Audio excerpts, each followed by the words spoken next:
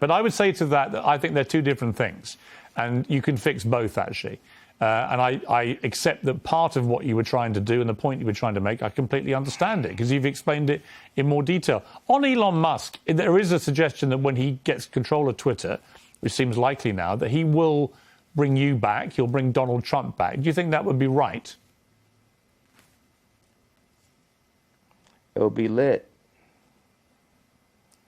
Do you think it's wrong that you and Trump have been banned from these platforms?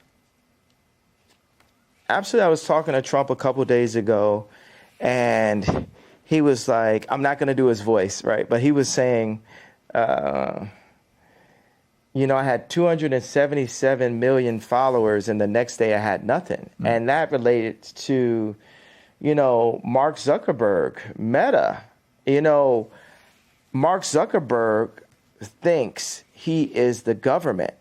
These tech companies feel they're more powerful than the U.S. government, to the point of actually kicking the actual president of the United States off of an American social media platform. This is the world we live in. And I would say, I agree with you, and I'll tell you why. I think it's completely inconsistent that companies like Facebook and Twitter allow people like the Ayatollah of Iran, for example, to remain on the platform, or Taliban people to be on the platform, but they don't allow an American president. That seems to me completely ludicrous. Yes, and this is part of the 100-year plan that they have books on about, China's takeover of America after losing the Industrial Revolution. Now, let's talk about business people. We won't refer to their race. And by the way, I'll tell you, as a Jew person, a person that has a lot of Jewish friends, it's not a race, it's a people. Right.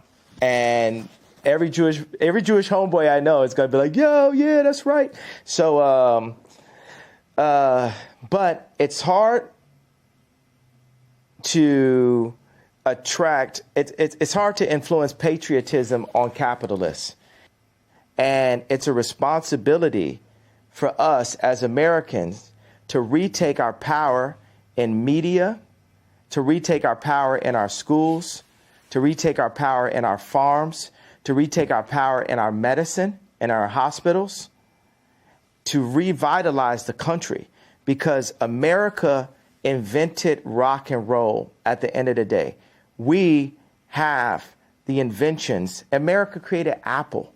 You understand? Like, we created the platforms that the world runs on now, and we've allowed the business people in these companies to sell us, and whatever the term is, sell them in a handbag, whatever it is, for cheap. And Americans are God-fearing, for the most part, God-fearing Christian people, and we're not cheap.